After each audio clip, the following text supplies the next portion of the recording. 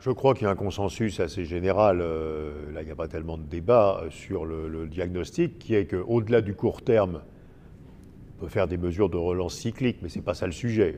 Tout le monde est d'accord, et là je crois qu'il y a un consensus multipartisan, comme on dirait aux États-Unis, et au travers de toutes les opinions de pensée chez les économistes, que notre problème, c'est qu'il n'y a plus de gains de productivité.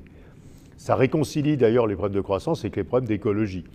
Parce que si vous faites de la croissance en consommant une montagne de matières premières et de capital, ce n'est pas formidable du point de vue de l'environnement.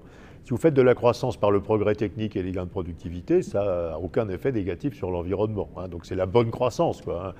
Croissance qui n'est pas du tout extensive, qui n'est pas une croissance qui utilise beaucoup de facteurs de production, qui vient du progrès technique. Donc notre problème central, c'est de redresser les gains de productivité, qui ne sont pas seulement un problème de gain de productivité du travail. Vous savez qu'on a aussi un problème majeur avec ce qu'on appelle la productivité globale des facteurs, c'est-à-dire la productivité de l'ensemble du capital et du travail. Donc c'est vraiment un problème de progrès technique que nous avons. Et alors là où les gens diffèrent, une fois cette analyse faite qui est assez consensuelle qu'il faut redresser la productivité, là où il y a des divergences, je dirais, c'est sur les moyens. Pour simplifier, des économistes plutôt libéraux au sens européen pensent que le problème est essentiellement un problème de réforme du marché du travail, de réforme des normes, de baisse de la pression fiscale sur les entreprises, de stabilité des règles fiscales.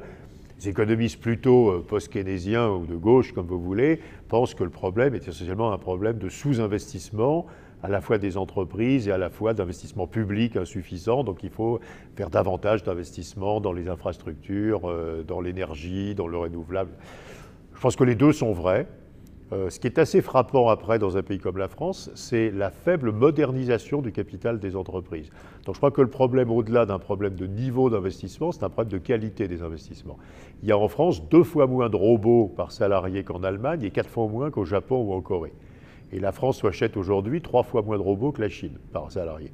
Donc on a une sous-modernisation du capital qui est une des raisons, alors là, qui est clairement montrée, de la faiblesse des gains de productivité. Donc il faut aussi qu'on réfléchisse aux raisons pour lesquelles les entreprises françaises font un faible effort de modernisation de leurs équipements, alors que les entreprises allemandes ou japonaises font un très grand effort de modernisation. Je crois que là, il y a une piste qui est assez importante aussi et qui est compliquée, parce que ce n'est pas que de la macroéconomie, ce n'est pas que le marché du travail, la fiscalité, c'est le dynamisme des entrepreneurs, la formation des entrepreneurs, leur volonté de se développer, le système financier. Donc c'est un problème assez complexe.